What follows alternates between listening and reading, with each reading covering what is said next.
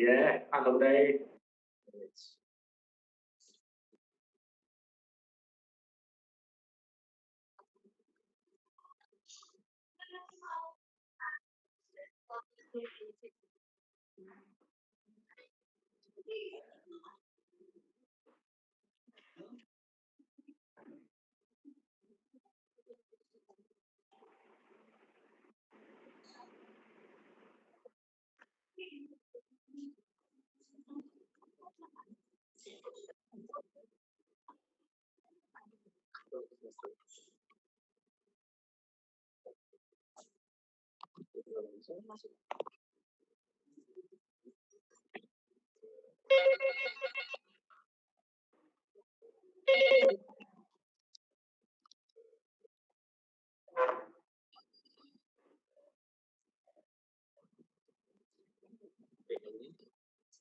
Good morning, everybody.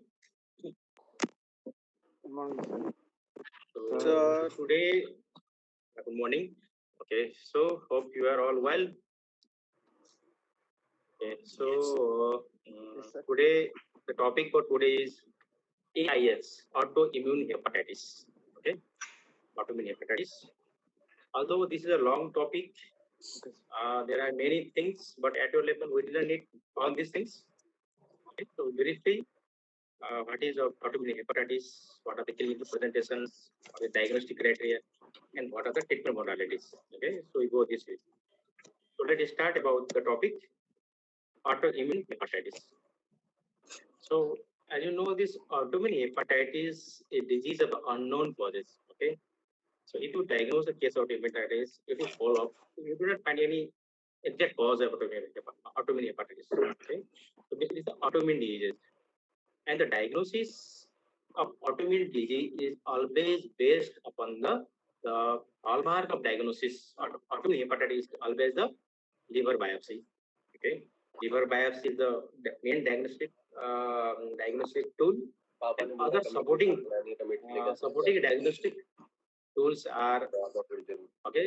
There are some blood investigations, okay, some clinical features, and other exclusion of other diseases. So basically, a diagnosis of autoimmune hepatitis is based upon the histopathology. So if you do liver biopsy of these patients, the very much typical handling of autoimmune hepatitis is interface hepatitis.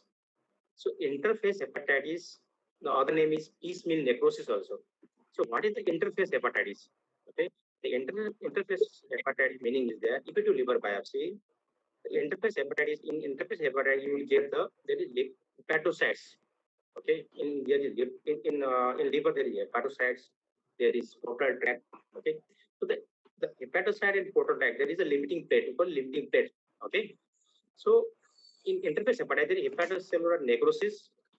Okay, hepatocellular damage, necrosis, inflammation, and basically this inflammation and necrosis is at the junction of the portal tract. Okay, you know the portal tract is basically found by the three structures. One is portal vein, other is hepatic artery and bile duct. Okay, so the junction of this portal tract and the hepatocyte, you will get there is interface hepatitis. Means there is inflammations, there is necrosis of the hepatocyte, and the is portal hepatitis. Okay, that is interface hepatitis. And other important finding is the lymphoplasmacytic infiltration. So there is infiltration of the lymphocytes. Okay, there is infiltration of the plasma cells. Okay, plasma cells are basically the white blood cells. Okay, they are the B cells, B lymphocytes. So this is very much typical handling of the autoimmune hepatitis. Okay, and this is supported by other features like hypergammaglobulinemia. So gamma globin. So gamma globin are the immunoglobulins. Okay, so the immunoglobulin level is high, hypergammaglobulinemia. Why immunoglobulin high? The immunoglobulin always raised in the conditions. Okay, there are many conditions where immunoglobulin raise. In infection also, viral infection or bacterial infection, you will get hypergammaglobulinemia. Other important is autoimmune disease, autoimmune hepatitis, hypergammaglobulinemia. Another is malignancy like lymphomas, okay, multiple myelomas, you will get hypergammaglobulinemia. So hypergammaglobulinemia means there is autoantigen formation in the body, against it there is autoantibody in the form of immunoglobulin G, hypergammaglobulinemia. Okay, and other is autoantibody. So there are various type of autoantibodies Okay, we'll discuss later what are the autoantibodies found in autoimmune hepatitis. And you have always exclude the other chronic liver diseases. So diagnosis of autoimmune hepatitis is not easy. It's very difficult. Okay, you have to clinically suspect if the patient comes with history or signs and symptoms of chronic hepatitis, or patient may have chronic liver disease. You have to rule out the other possible etiology, and you can confirm by doing liver biopsy, some serological test, and some autoantibodies. So this is the diagnosis. So if you go epidemiology, okay, this autoimmune hepatitis is found globally, okay, all ages, okay, both male, female, all ages, and as you know that this autoimmune diseases and also this autoimmune hepatitis also common in female, okay. So exact cause why autoimmune disease are more common in female is not known, but there are various factors, hormonal factors, okay, some genetic factors may predispose to the female for more having autoimmune disease. So autoimmune liver diseases, autoimmune hepatitis is also common in female gender. Okay. So in men, earlier case of onset is peak instead late teens. But although this autoimmune hepatitis can occur in both ages, children and adults, basically it is started mostly at the late teen. In women, especially after menopause, the incidence is 1.9 cases per 1 lakh persons per year. So this is the brief about epidemiology. So what is the pathogenesis? Okay. So there are exact cause is not known. Okay, there are various mechanisms, various hypotheses that are in support of autoimmune diseases. Okay, so basically this autoimmune hepatitis occurs on those individuals. Okay, those are genetically predisposed individuals when this group of patient or population exposed to the environmental agents triggering the autoimmune pathogens process. Okay, yes, there should be always genetic predisposition. It will not occur in all patients, all persons. So genetically predisposed individuals. So what are the genetically predisposed factors or conditions? Okay, those are the HLA-DR3 and HLA-DR4. So these are the two genetically predisposed groups. Having this HLA-DR3 and DR4 are more susceptible for having autoimmune liver diseases. Okay, so HLA is human leukocyte antigens. Okay, these are the group of proteins. Okay, complex group of proteins. They regulate the immune systems. Okay, by various ways. Okay, they have a major histocompatible complex antigen presenting cells. Okay, so there are various factors. They regulate the immune systems. So the patient having HLA-DR3 are generally have early onset and severe form of disease.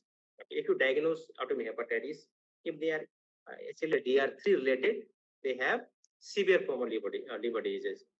And DR4 have late onset, DR4 good response to the steroid therapy, and these HLDR4 have extra hepatic manifestation also. Okay, so these are the HLDR3, DR4. What are the triggering factors? Okay, triggering. There are various triggering factors, like infection also. Infection, viral hepatotropic viruses like hepatitis A virus, B virus, C virus, okay, obviously simulation by measles, but they are all factors. Okay, so all these factors trigger autoimmunity. So hepatocyte injury, okay, or in hepatitis due to the viral infection is not due to the cytopathic virus. All these are immune mediated injuries. Okay, immune mediated injuries. So these are the infection medications. Medications like antibiotics, among antibiotics, there are various antibiotics. One is quinolone group antibiotics, penicillin, sulfa group. Okay, so these are the antibiotics, statins, NSAIDs, ibuprofens. They all induce or they trigger the autoimmune hepatitis in genetically predisposed individuals. Toxins also, okay, toxin, there are various toxin. Even alcoholic patient also. In alcoholic patient, if you do some investigations, this autoimmune marker, they have found this autoimmunity also. Other is molecular mimicry. So molecular mimicry means these are the molecular mimicry means these are the structures or antigen proteins, okay, external or foreign protein or foreign antigens, okay, and they have very similar structure to our own gene, okay, own proteins, molecular mimicry. They act as an antigen in our body. similar structures, molecular mimicry. Okay. Other factor is recognition of the antigen MSC complex by the uncombined CD4 cells. So CD4 cells are T cells. Okay, T cells, they recognize the antigen presenting cells. Okay, so these are the triggering factors. So other important factor is the release of the cytokines. Okay, the cytokines are released from the T cells, T helper cells, TH1 cells, TH2 cells. Okay, these are T cells, CD4 cells. They release the various type of cytokines. So what are the cytokines release? Interleukin 12, interleukin 2. And this interleukin 12, interleukin 2, they cause a proliferation of the CD8 cells. And interleukin 4 and interleukin 10, they proliferation of the B cell. Okay. So when the proliferation of B cells, they are responsible for developing the antibodies. Okay, there are various antibodies in our body release. So these are the triggering factors. So if you go the pathogenesis of autoimmune hepatitis, so there are various factors. Okay, triggering factors, autoantigens, that is molecular mimicry, genetic factors, environmental factors, they all induce the autoimmune process in our body. So why? What are the evidence that support the autoimmunity? This is the autoimmune diseases. Okay, evidence supporting the autoimmune diseases. One is histopathological lesions. So if you do biopsy of the patient, suspected patients or suspected liver biopsy, you will get cytotoxic T cells and plasma cells. So in liver biopsy, you will get in liver cells the T cells and plasma cells. Plasma cells are again the B cells, B lymphocyte or antibodies, B cells. So they all support this is the autoimmune natures. One other is if you do blood investigations, you will get autoantibodies, circulating autoantibodies like ANA, asthma, LKM1. We'll go with this comment later. So you will get autoantibodies. Liver biopsy suggestive of presence of cytotoxic T cells and B cells. You will get autoantibody. Other you will get is hyperglobinemia. Okay, the globin level, immunoglobulin level is very high. This is also very much suggestive of autoimmune diseases. And other important thing is the patient have one autoimmune disease, patient may have having other autoimmune disease very likely. So if the patient have autoimmune hepatitis, patient may have thyroid illness, patient may have other connective tissue diseases, patient may have this ulcerative colitis, celiac disease, Sjogren's syndrome. So having concomitant, having other autoimmune disease also high you the patient have one autoimmune disease. So this is also supportive. And if you do some genetic analysis, you'll also supportive of this autoimmune histocompatibility haplotypes association. So genetic analysis also supportive of this autoimmune process. And other important is if you start the treatment. So treatment of autoimmune hepatitis is always the anti-inflammatory or immunosuppressive therapy. So if you start steroids or other immunosuppression drugs in response to treatment, means retrospectively also you are suspecting autoimmune disease, and if you start this steroid or immunosuppression, it's in response. Okay, so these are the things that are very much supportive of autoimmune hepatitis. Okay, one is biopsy evidence, other is blood investigations, other is genetic analysis, retrospectively response to steroid therapy. So these all are supportive of autoimmune in nature. So these are the autoantibodies or marker of autoimmune hepatitis. So there are various autoimmune markers, autoantibodies. So one is ANA, anti-nuclear antibody. So this ANA, other is SMA, smooth muscle antigen. So there are various types of autoimmune hepatitis, type 1, type 2, type 3. So basically most common is type 1 and type 2. So ANA and SMA are basically found in the type 1 autoimmune hepatitis, ANA and SMA. So you will ask in your MCQ question also, SMA is more common in found in the type 1. Okay. So ANA, SMA, other one is anti-LKM1, liver kidney microsome. Okay, liver kidney microsomal 1 antibody. Okay, so microsomes are the basically fragments of the endoplasmic reticulum. They are fragments and they are also attached to the ribosomes. So anti-LKM1 antibody is found in the type 2 AIS, type 2 autoimmune hepatitis. Okay. So apart from this common ANA, SMA, anti-LKM1, there are other antibodies like anti-SLA, soluble liver antigen. Other is atypical P-ANCA. Atypical P-ANCA. Okay. So atypical P-ANCA is also common in case of the type 1 autoimmune hepatitis. Okay. And other is there is there is other autoimmune hepatitis, that is autoimmune negative autoimmune hepatitis. Means you are suspecting autoimmune hepatitis, but ANA is negative, SMA is negative, but still patient may have autoimmune hepatitis.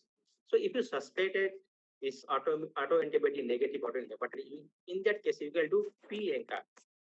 Atypical P-ANCA is present in majority cases of this autoimmune negative autoimmune hepatitis. So atypical P-ANCA, other anti-actins, actin, myosins, these are all these molecule or the protein basically responsible for the muscle contraction. Okay, so anti-actin antibody is also present. Other antibody, anti-asialoglycoprotein antibody or receptors. Other is anti-liver cytosol type 1 antibody. So these are the various autoantibodies. Mostly commonly the autoantibodies which are for diagnostic tool are ANA, SMA, anti-LKM1, and other is atypical P-ANCA. These are the commonly done autoantibodies for the diagnosis of autoimmune hepatitis.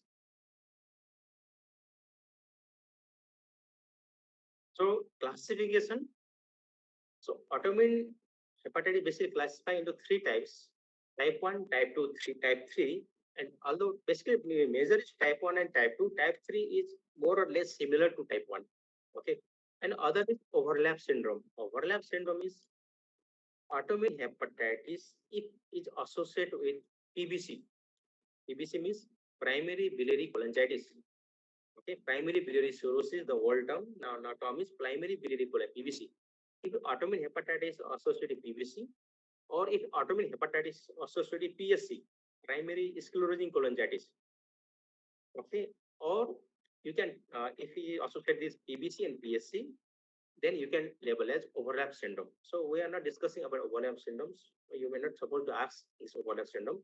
There is different diagnostic criteria. Okay. So basically, the type 1 and type 2 are most common, and type 3 is more or less similar to type 1. So type 1 autoimmune hepatitis. So this type 1 is basically common in female, as female are more having chances of autoimmune disease. So this is classically more common in young females. Okay, young adult females, and the antibody, diagnostic antibody is ANA or anti-SMA antibody is positive. Okay, and titer is also usually high, more than 1:100. Okay, and although this ANA and SMA are present in majority cases, in 10% cases you will also get SLA, soluble liver antigens. Okay, and other autoimmunity also present in type 1 antibody. Okay, basically ANA, SMA present, but other antibody like anti-DNA, P-ANCA, anti-mitochondrial, anti-actin, cytoskeletal, nuclear envelope protein, lamin ANC, plasmabenzone sulfatide. So these are the other antibodies also found in the low percentage of cases, but in majority have ANA and SMA is positive. The titer is high, more than 1:100. It more 1:80. You may suppose that is diagnostic. If it's more high, it is very much diagnostic of this type 1. And other is anti-actin antibodies have greater specificity. Okay. So along with ANA and the SMA is present, along with anti-actin, it is very much specific for type 1 autoantibodies. Type 1 autoimmune hepatitis. So age distribution, okay, basically a young female, late teen, but if you see average, the age is between 10 to 20 or 50 years. Bimodal ages, either they occur in late teen or in adults after 40. This is the bimodal age distributions. As you know, the female are more common, and they are associated with HLA-DR3 or DR4, and they are also associated with extra hepatic manifestation. Is around 38% or 40% are associated to have other autoimmune diseases like autoimmune thyroiditis, Graves' disease, chronic ulcerative colitis. Okay, less common RA, pernicious anemia, systemic sclerosis, ITP. ITP means immune thrombocytic panic purpura, not idiopathics. Okay, the idiopathic is old term. The new term is immune thrombocytic panic purpura, SLEs. hemolytic anemia. There are also various other autoimmune diseases also. Okay, and the presentation 40% with acute onset of symptoms similar to toxic hepatitis or acute viral hepatitis. Okay, so majority 60% have present with chronic hepatitis. Okay, chronic hepatitis means patient a history of jaundice. Okay, for long duration, there is remission, relapse, jaundice, and other symptoms. Okay, myalgia, fatigue, joint pain. But the 40% present acute symptoms.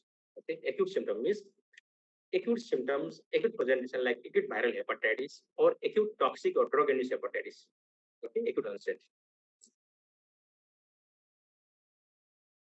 Type 2. So type 2 basically common in children. So if you common in children, the age between 2 to 14 years, children, actually DR1 or DQB1 may be associated, and the antibody is anti-LKMA antibody. So if you are suspecting type 2, if you are suspecting autoimmune hepatitis in children, it is basically type 2, and the investigation you have to send is anti-LKM antibody. Okay, so this is also your MCQ questions. If you are suspecting AIS in children, send anti-LKM antibodies. Okay, so you can also have anti-liver cytosol antibody. Okay, and acute pulmonary present if possible. So in children, when the children with acute autoimmune hepatitis present and majorly present at acute onset or fulminant presentation means they have acute onset. Sometimes they present with acute liver failure in children. In adults, majorly are also the chronic liver disease, stigmata the chronic liver disease, but in children, acute presentation or sometimes acute liver failure, the presentation. Type 3, in type 3, the type 3, the antibody present in type 3 is soluble liver antigens or liver pancreatic antigens. These are the antibodies present in type 3, and they lack the ANA and anti-LK1. In type 3, ANA is absent, and anti-LK1 is also absent.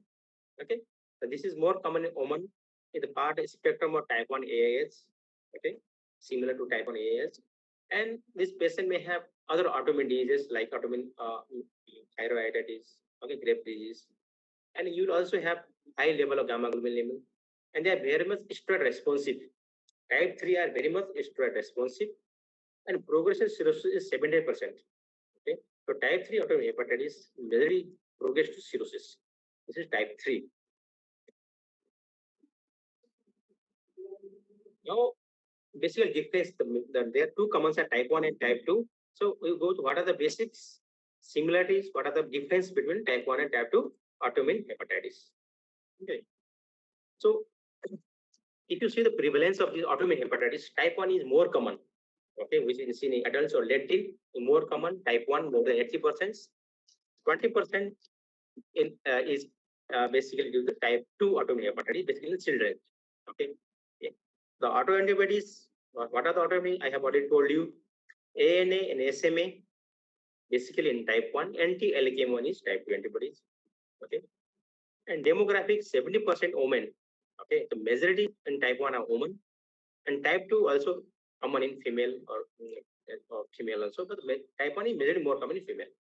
So age of onset, okay, age of onset is late teen or adults, and type 2 is the young children, okay, between 2 to 14 years age, and average age is 10 years. Okay, and basically this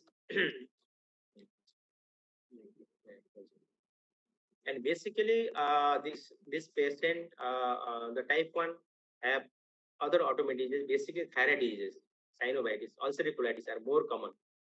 In type 2, they may have other autoimmune diseases, but very less chances. Type 1 have more common having other autoimmune diseases, majorly have thyroid illness. And the presentation is chronic present. In type 1, they present the chronic hepatitis. Acute onset is rare. Okay. But in type 2, they frequently present the cirrhosis in children and more aggressively. Okay. The basic difference is when the type 2, when the children of autoimmune hepatitis basically present, majority have only developed liver cirrhosis. Okay. Type 1 chronic hepatitis may not have CLD. Okay. But in type 2 children, when they present, okay, majority have more than 50%, 60% developed cirrhosis. They already have cirrhosis. This is the difference. Other is in type 1, better response with treatment, excellent response. Okay, if you start a treatment in type 1, they have better response. Okay, but in type 2, have this response treatment is less responsive. Okay, because they already developed decompensation, they already have developed cirrhosis. And progression is 25% cirrhosis at diagnosis, 45 develop cirrhosis. Okay, 80% develop cirrhosis. So the majority of type 2 patients develop cirrhosis. Okay, and they have, when they diagnose, they already have cirrhosis with decompensation event, and the response to treatment is also very less. Okay, this is the difference.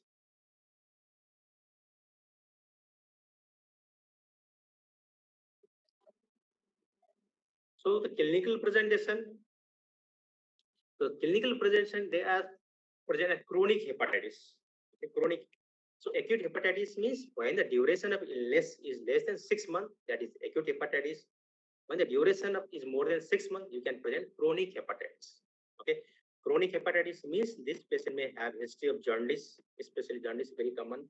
Jaundice for many months or many years. Sometimes jaundice comes and goes. Okay, so intermediate type of jaundice. Okay, they have remission, they have relapse.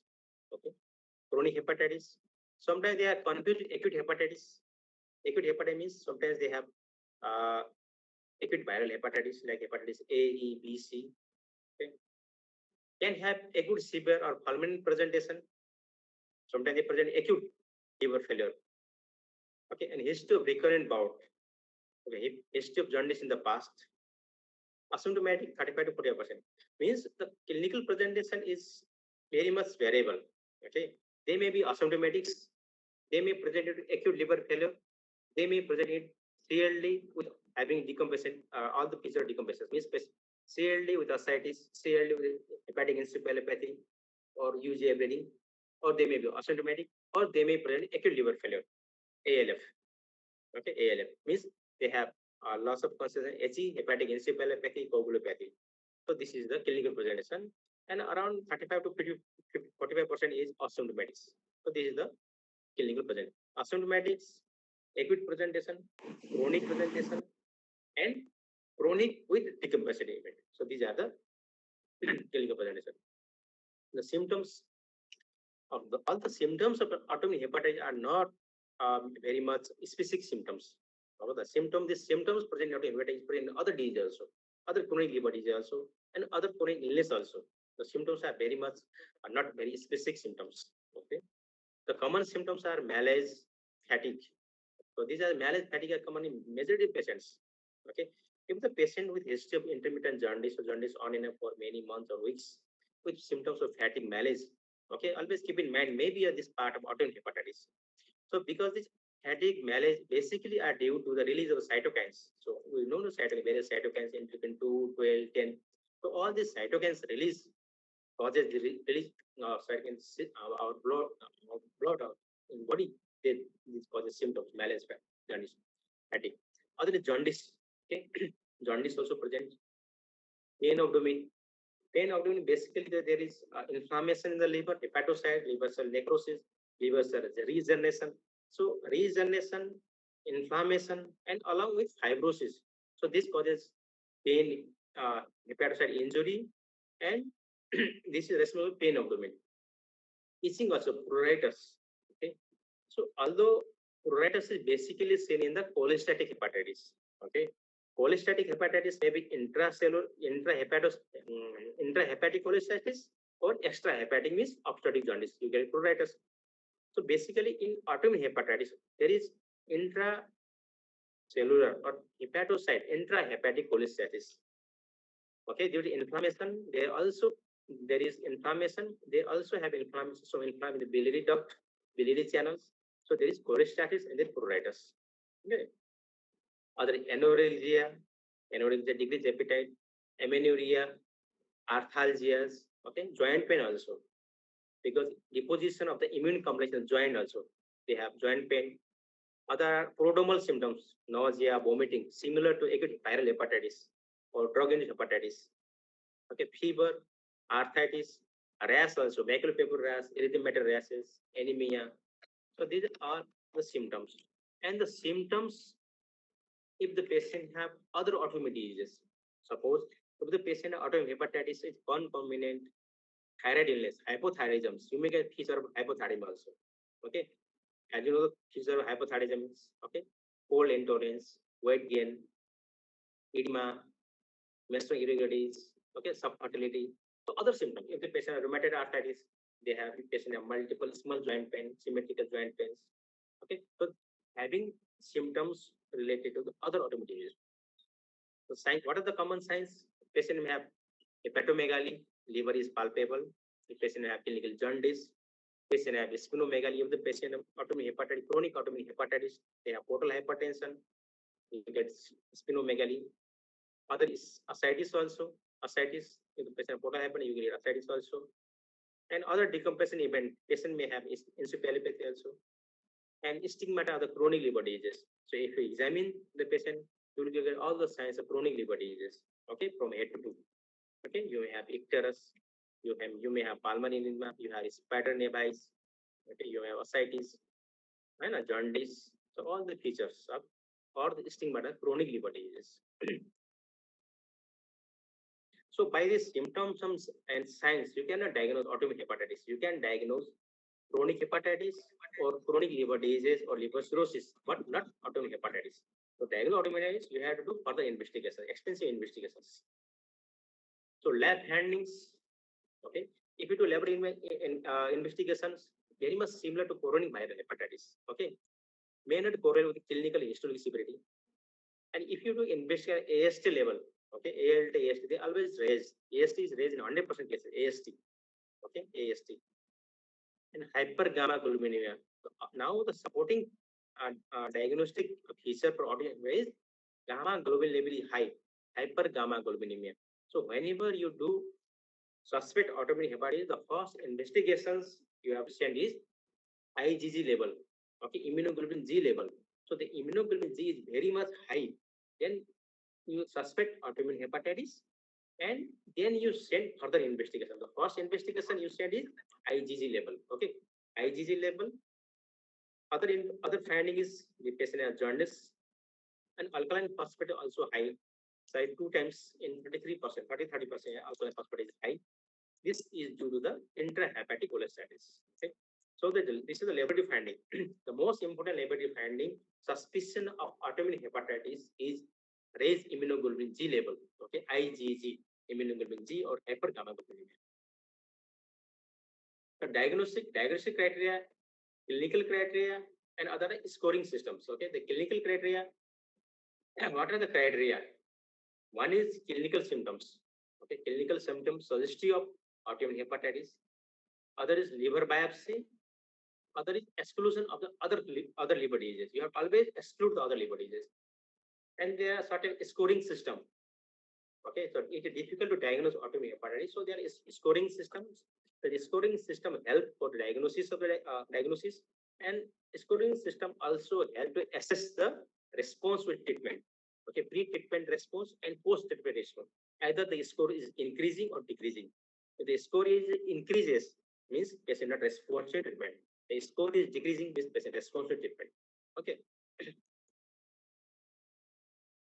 So what is the scoring system for the diagnosis of autoimmune hepatitis?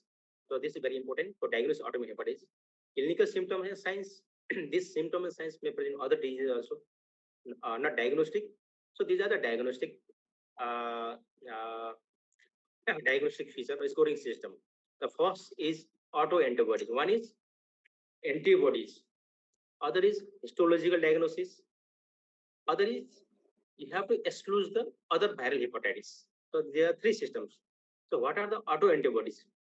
So ANA or anti-smooth muscle antibodies. Okay, this is very much important. So the titer is more 1:40 titer. You give the score +1. Okay, +1 is score.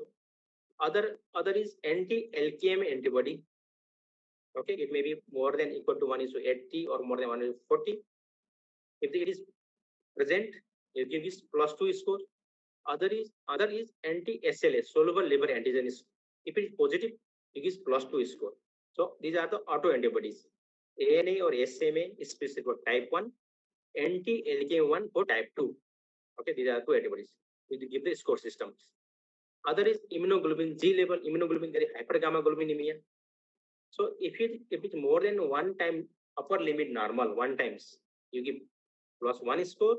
If it is more than 1.1, you give +2 score. Okay. So if the immunoglobulin G is more than 1.5, it very much suggestive of autoimmune hepatitis. Okay. So these are the autoantibodies. Other is histological finding. Very important histological. Histology is compatible with autoimmune hepatitis. Means histological findings very much suggestive of compatible autoimmune. You give +1. Typical, you give +2. Typical means there is interface hepatitis. Okay, lymphoplasmacytic infiltration, rosette formations. Okay, these are the very much suggestive of autoimmune hepatitis. You give +2. And other thing is viral disease. Absence of viral hepatitis means no viral marker. Hepatitis B, hepatitis C should be negatives. Okay, then hepatitis B, hepatitis C because chronic viral hepatitis. So the serology for this should be negative. And if you score, this is a simplified score. Okay, the score is more than or equal to 7. It is a definitive diagnosis of the autoimmune hepatitis. If it is below 7 or it is 6, is probable diagnosis. Okay, if it's 7, very much autoimmune hepatitis, you can use other treatment. So this is a diagnostic criteria for the. There is also one another diagnostic criteria, very long diagnostic criteria. You cannot remember, so I have not kept this. So this is very simplified based on the 3 points: autoantibodies, histology, and exclusion of the chronic viral hepatitis. So this is a diagnostic algorithm for autoimmune hepatitis. So autoimmune hepatitis may present acute onset or chronic onset or acute severe onset. Means acute severe onset, patient may present with the acute liver failure also. Okay. So these are the clinical presentations. If you do some investigation, you will get raised transaminase level, especially IgG level, raised AST level, IgG level is high, and alkaline phosphatase, the ratio of the serum AST to alkaline phosphatase ratio is slightly more than 3. Okay, so these are the clinical presentation, and you have to rule out the other possible etiology of the autoimmune hepatitis, like AMA, anti-mitochondrial antibody. So this AMA is present in the PBC, primary biliary cholangitis. More than 95% cases, this AMA is negative. AMA is present in primary biliary cholangitis, PBC. So you have to rule out. This is not a case of primary biliary cholangitis. This is not a case of Wilson disease. Okay, so how you exclude Wilson disease? You do ceruloplasmin level. Okay, and you have to rule out other form of other cholestatic liver disease like ulcerative colitis. Okay, normal cholangiogram. Normal cholangiogram is if you do cholangiography or like ERCP or MRCP, right? Because if there is cholestasis, you have to rule out there is no other cholestatic liver disease also. Other is transferrin saturation. So transferrin saturation is less than 45%. But high transferrin saturation is found in the hemochromatosis, hereditary hemochromatosis. This is another kind of liver disease, metabolic liver disease. Liver disease, iron deposition in the body, and you have to calculate transferrin saturation. So how you calculate transferrin saturation? Is the ratio of the serum iron divided by TIBC. So it should be less than 45%. And you have to also rule out alpha-1 antitrypsins. Okay, alpha-1 antitrypsin deficiency. They also have liver disease. So normal alpha-1 antitrypsin level. And you have to also rule out there is no any drugs or alcohol in the history. And viral serology like hepatitis A, B, C should be negative. So the diagnosis of autoimmune hepatitis is exclusion of the other diseases, especially Wilson's disease. Okay, Wilson's very important. Other is hereditary hemochromatosis, alpha-1 antitrypsin, and the other chronic viral hepatitis or hepatitis. We have to rule out. And other is histology. The histology should be very much suggestive. It's interface hepatitis plus minus plasma cell. So interface hepatitis is very much suggestive of hepatitis. Means inflammation, necrosis by hepatocytes at the portal graft. Okay. Plus minus plasma cell infiltration, hepatocyte rosettes formation, and centilobular necrosis. Okay, centilobular means in the hepatocyte, if you do the there are 3 zones: zone 1, zone 2, and zone 3. Okay, zone 1 is Zone 1, especially the portal vein. Okay, zone 1 is very much vascular zone. It receives the blood from directly from the portal vein. The liver receives the majority of blood from the portal vein, 70%, 75%. Okay, zone 1. Zone 2 is in between zone 1 and zone 3. And zone 3 very much injury, very much surgery injury to the toxins, drugs, or hypoxic injury. Okay, so in this case, basically this necrosis is mostly seen in the central lobula in zone 3 necrosis. This is also a MCQ questions. Okay, if you ask what is the histological finding, interface hepatitis and central lobar necrosis is very much important. And sometimes the central lobar necrosis is the earliest finding of autoimmune hepatitis. Okay, you may not have other histological finding, but if you get central lobar necrosis, and this central is very much suggestive, and this is central lobar more commonly seen in the type 2. Okay, means autoimmune hepatitis in children in majority have central lobar necrosis. Okay, this is a clue. Okay. Okay. So by history, by clinical presentations, and some investigation, you have ruled out other common different diagnosis and biopsy. Then you just make the diagnosis of autoimmune hepatitis. So when you call definitive autoimmune hepatitis, one is if the IgG or immunoglobulin is more than 1.5, if the presence of ANA, SMA, or anti-LKM antibodies more than 1:80 titer, and there is no drugs or any other toxins, no history of such endotoxin, there is no history of alcohol intake. Okay, alcohol should be less than 25 grams per day.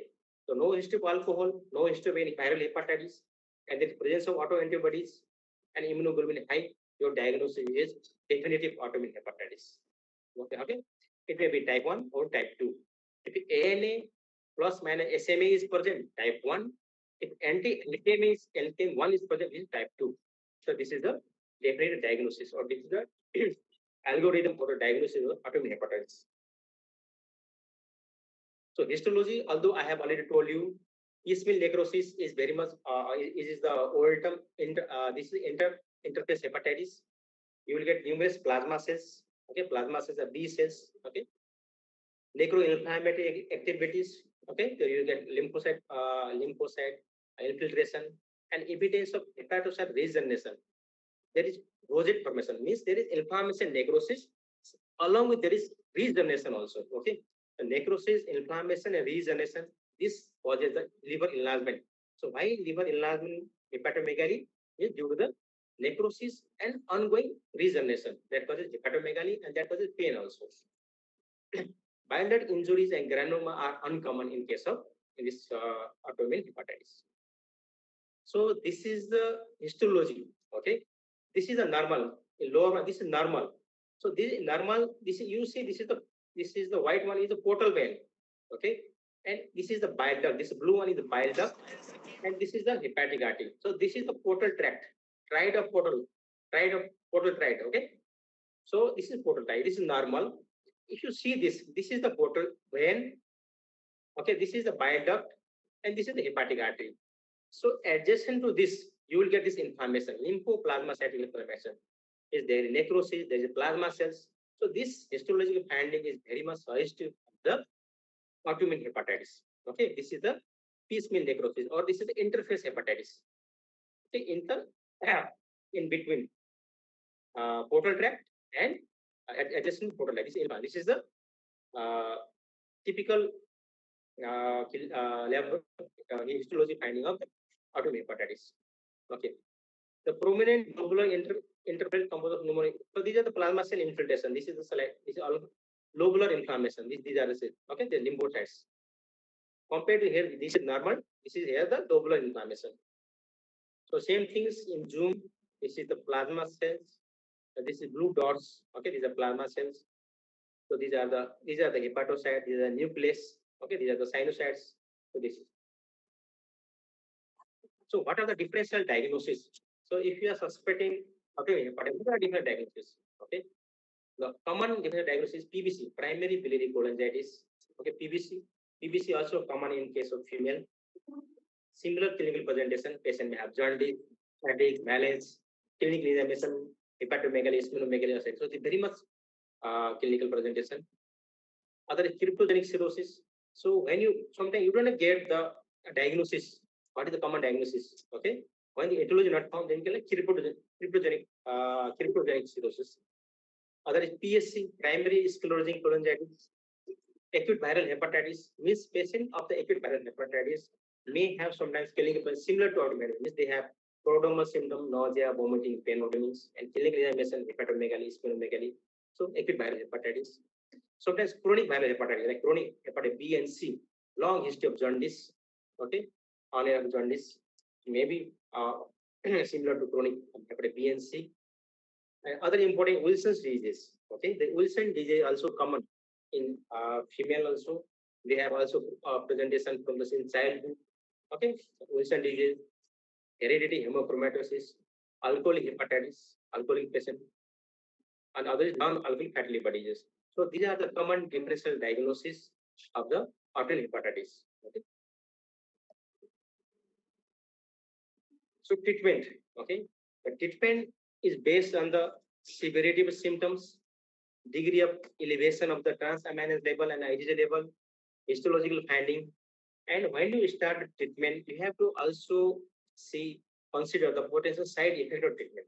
Okay, because the treatment basically needed in this patient is immunosuppressive therapy in the form of steroids or other immunosuppressive therapy. So you have to consider the side effect of treatment also. So indication of treatment. When you start treatment autoinfarctitis, one is urgent indications. You have to start urgently. Other is non-urgent treatment. But if you diagnose autoimmune hepatitis, you should always treat. Okay, always treat. But the treatment may be urgent and non-urgent. So what are the urgent treatment? Means if the patient clinical symptoms is urgent, means you can assess clinically. You can assess by laboratory investigation. You will assess by the histology. So what are the clinical symptoms that are very urgent for autoimmune hepatitis? Means incapacitating symptoms. Okay, the patient symptoms are intolerable symptoms. Okay, patient are very much symptomatic. Other is clinical progression, rapid progression of the symptoms, rapid progression of liver disease. Means patient develop rapidly chronicity. Okay, patient develop new onset jaundice. Patient have developed ascites, hepatic encephalopathy. Okay, you should start treatment. Other is acute presentation. Acute presentation means patient may present acute presentation means patient is stable. Okay, patient may be diagnosed undiagnosed chronic hepatitis or CLD. Okay, but now acute presentation means sometimes like acute and chronic COPD, acute examination COPD, you told similar acute presentation on the background of diagnosed chronic hepatitis or chronic liver disease. And other is acute liver failure. Okay, acute fulminant hepatitis, old term fulminant, now we call acute liver failure. Is patient of autoimmune hepatitis first time present with the acute liver failure. Means patient are presented with the hepatic encephalopathy and coagulopathy, first new onset. So this is the urgent treatment of urgent indication of treatment for autoimmune hepatitis. Other is laboratory investigations. Laboratory means they call the hepatocyte injury. So whenever the hepatocyte injury, they raise in the transaminase level, rise in ALT, AST. AST is found in the mitochondria. So the mitochondrial toxicity is more common in case of this autoimmune hepatitis. Mitochondrial toxicity also common in alcoholic liver disease. In alcoholic also AST is always high. Okay, but in case of this autoimmune hepatitis, AST is always more than 5 times. So AST is high in case of alcoholic hepatitis also, but it is always less than 5 times. Okay, more than 2 times, 1.5, 2 times is suggestive of alcoholic hepatitis. If it is more than 5 times, it is less likely alcoholic hepatitis. Okay, so AST is always high, more than 10 times. Okay, okay. One is laboratory, and the other is AST is high, but it is more than 5 times.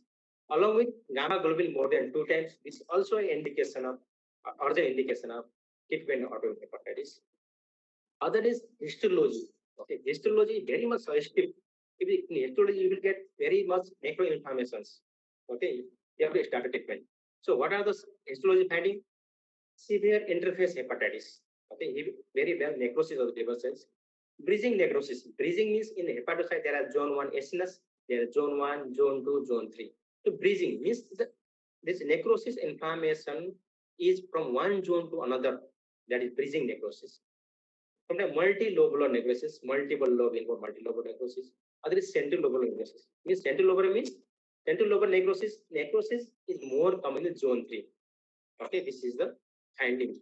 So clinically, you have to assess laboratory, and histology. If these are the present, you have urgent indication. You have to start a treatment. So non-urgent means patient have mild symptoms or no symptoms. You can wait. Okay, AST level is less than 10 times, or IgG level is less than 2 times, or histology there is mild interface hepatitis only.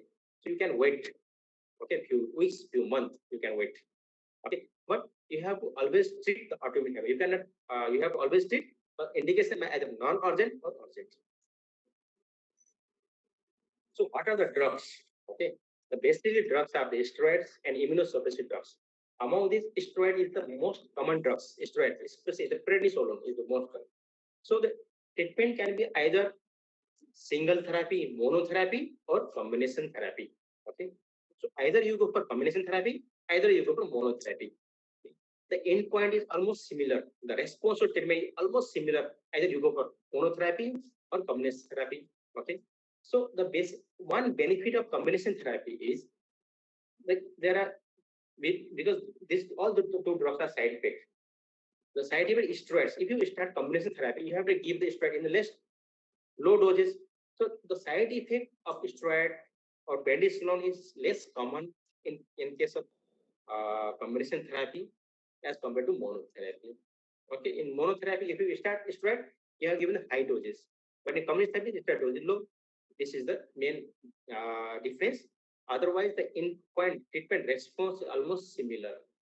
Okay, so if you start treatment with combination therapy, the immunosuppressive therapy is azathioprine. The dose is constant doses, 50 milligram daily. Okay, you have to give 50 milligram every day until endpoint. But the dose of prednisolone should be gradually tapered.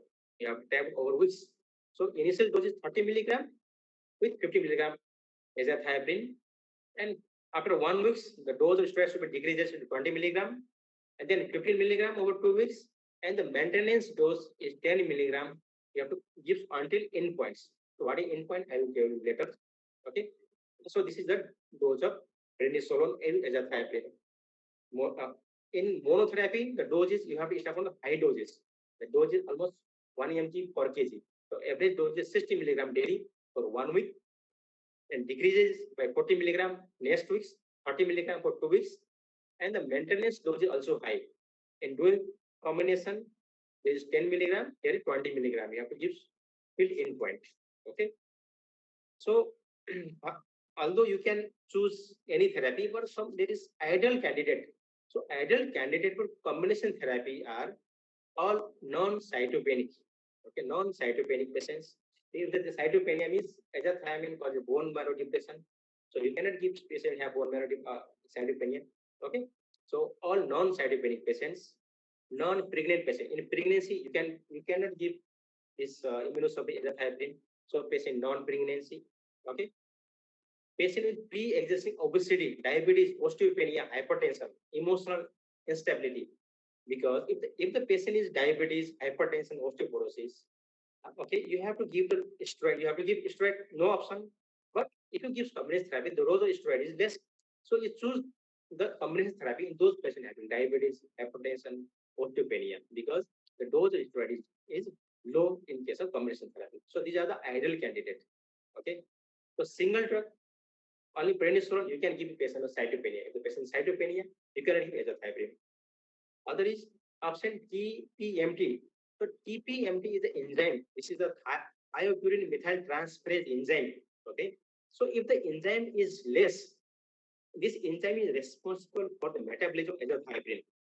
So this enzyme is less, you cannot give azathioprine. If you give azathioprine in the patient having TMPT deficiency, okay, the toxicity of azathioprine very much high. Okay, so in that case, you cannot give azathioprine. So this is also MCQ questions. Okay, azathioprine deficiency, this TMPT deficiency, you have to avoid the azathioprine. Other pregnancy, you cannot give pregnancy azathioprine. Azathioprine intolerance, if the patient has, you cannot give azathioprine. Active malignancy, acute severe onset. So, acute onset, severe disease, you have to choose this prednisolone because you have to give high dose prednisolone. The onset of action is high, onset of action is also rapid. Okay, the immunosuppression is also rapid in high dose prednisolone. So you choose the prednisolone and monotherapy in these conditions. Okay. So if you start the treatment, you will get response to treatment. So how you get response? The first response is clinical resolution, clinical symptoms, then followed by biochemical, then followed by histology. Okay. So if you start the treatment, patient may have a response to treatment means they have the symptoms may be resolved. Okay, symptom may be resolved, and with time, this biochemical response means the liver biochemistry also decreases, ALT, AST also decreases. Okay, immunoglobulin also decreases. So, but the histological response is delayed. Okay. Although the patient have no clinical symptoms, normal liver biochemistry, liver enzyme, normal serological evidence, but if you do liver biopsy, patient may have still evidence of autoimmune hepatitis. So the histological response lag around 3 to 6 months behind clinical and histological response. First clinical response, followed by biochemical, and followed by histological response. So you have to continue the treatment till you get histology level, till histology normal. If you do liver biopsy, there will be no any symptom, no any physiological autoimmune hepatitis. So you have to continue the treatment till you get the histological resolution, not only clinical, but only biochemical. And mostly patient is get the histological response after 18 to 12 months, 18 to 24 months. So what are the treatment endpoint? Okay, means if you start treatment, patient may go develop remissions. Some patient have relapse. Some patient do not respond to treatment failure. Some have incomplete response, and some have drug toxicity because the drugs are not safe drugs on long term, so they have drug toxicity. Let's start from the disease remission. Okay. So when you label disease remission, okay, or cure or disease, means there should be no symptoms, means there should be normal liver biochemistry, AST should be less than 2 times. Okay, other is gamma globulin or immunoglobulin levels should be normal, bilirubin is normal, and if you do liver biopsy, there is no hepatic or minimal hepatic inflammations. If you got these things clinically, laboratory, or histology, then you can label as disease remission. And the disease remissions occurs in 65 to 80% cases after 18 months. Okay, 18 months, it takes time. And 3 years or 18 to 3 months. Okay, you will get different response. And if the patient have respond to treatment, the prognosis also good. The 10 years survival is more than 90%. So 90% patients survive up to 10 years if the patient responds to treatment. Okay, so few slides. Okay, just so other is relapse after drug withdrawal. So patient response after 18 to 3 months or 3 years of therapy, then you stop the treatment when you got all the treatment. But patient still have chances of relapse. So when you call relapse, okay, when the aminotransferase means AST increase more than 3 times, gamma globin increases more than 2 gram, and if you do liver biopsy, you will get the inflammation. Then you can label as relapse. Okay, the chances of relapse is 50% at 6 months and 70% at 3 years. Okay, chances relapse is very high. Okay, 50% at 6 months and 70% at 3 years. So if the patient have developed relapse, you have again started treatment. So same treatment as for 9 patients. So initially you have to treatment you have started, you can same treatment you can started. Okay. Other treatment option is long-term low-dose prednisolone therapy. So the patient has relapsed, you have to continue this therapy if the patient relapse, long-term therapy. Okay. And the 47% patient is a certain remission of medication after 10 years. Okay. And so if the patient relapse, you have to counsel the patient that you need treatment for lifelong. Okay, lifelong. It is seen that after 10 years of treatment, 47% or 50% patient develop or have remission. Okay, so this is the diagnostic criteria of remission. Treatment failure also. So in 9% patient, there is treatment failure, no response to treatment failure. So how you know the treatment failure means increase in AST level, bilirubin level, and histology there is progressive necroinflammatory activity, and the signs of liver failure. Patient have worsening jaundice, patient have worsening ascites, encephalopathy. So you have to start a treatment, but the patient have ongoing injury to the liver, ongoing decomposition event, then you can label as treatment failure. So whenever the patient is treatment failure, you have to start a high dose of immunosuppressive therapy, highest dose of immunosuppressive therapy, and along this time, you know that this patient not responsive to treatment, you have to prepare for the liver transplant. Okay, you have to prepare liver transplant. Till then, you have to give the steroid or immunosuppressive therapy in the high doses. And basically, the treatment response, treatment failure occurs in those patients who have already liver cirrhosis, who are SLADR3. Okay, this patient have more chances of treatment failure. Okay, and this group of patient, young age patients, children's. Okay, in children when they present, majorly have liver cirrhosis, majorly are decompensating events. So this group of patient need liver transplant. So high dose immunosuppressive therapy, the 60 milligram daily, or prednisolone 30 milligram with high dose of azathioprine 150. Usually azathioprine dose is 50 milligram, but if a treatment failure, you use 150 milligram. Okay, so this treatment should be given for at least 1 month and gradually taper the treatment. Okay, so if you start this treatment, you will get clinical and biochemical improvement in 70% patient within 2 years. Resolution inflammation activity in 20%. Long-term therapy, this patient needs long-term therapy, or this patient needs orthotropic liver transplant. Yes, this patient needs liver transplant. You have to also think that along this medical treatment, you have to prepare for liver transplant. So incomplete response, you have started treatment, but patient not responding. The income response in the form of clinical, biochemical, physiological. Okay. So when you label incomplete response means when failure to satisfy remission criteria. When the patient do not fit the criteria, remission criteria, then you can label as incomplete response. So remission unlikely if it cannot be after 3 years of initial therapy. So majority patients have this remission after 3 years. So even you have given the treatment for 3 years, still the patient not fulfilling the criteria remission, you can label as incomplete response. So in this case, okay, low dose prednisolone, you have to continue this therapy because patient is still not responding. So you have to continue either therapy or you have to continue the steroid therapy. Okay. And drugs are side effect drugs. So drugs will be intolerable symptoms, obesity. This is due to the steroid therapy. Okay, secondary Cushing's, osteoporosis, fractures, diabetes, cytopenia due to azathioprine induced hepatotoxicity. So these are all the drug toxicity. You have also considered drug toxicity. If the patient has drug toxicity, you have to reduce the drugs or you have to go for the alternative group of drugs. So what are the alternative group drugs? So these drugs are basically needed when the patient not responding to the first line therapy. These are mycophenolate, cyclosporine, tacrolimus, budesonide, methotrexate, cyclophosphamide, and other monoclonal antibodies. So these are the alternative drugs. And finally, the liver transplant.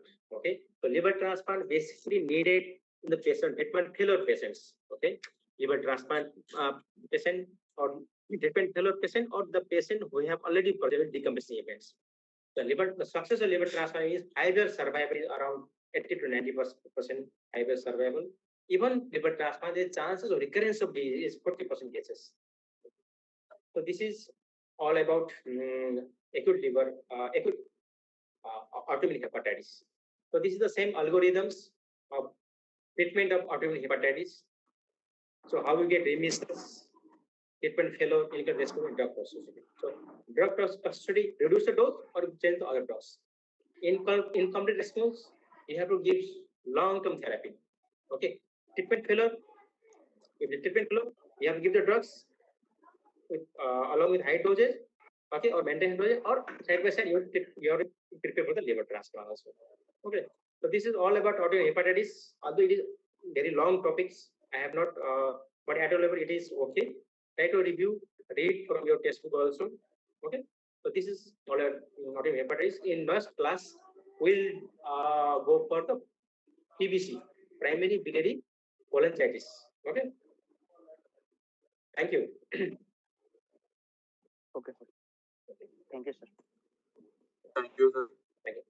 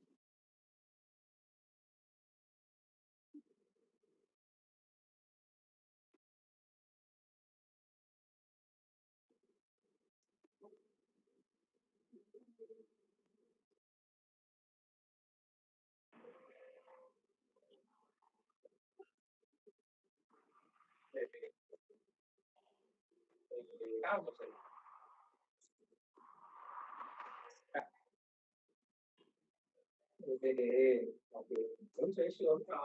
Okay.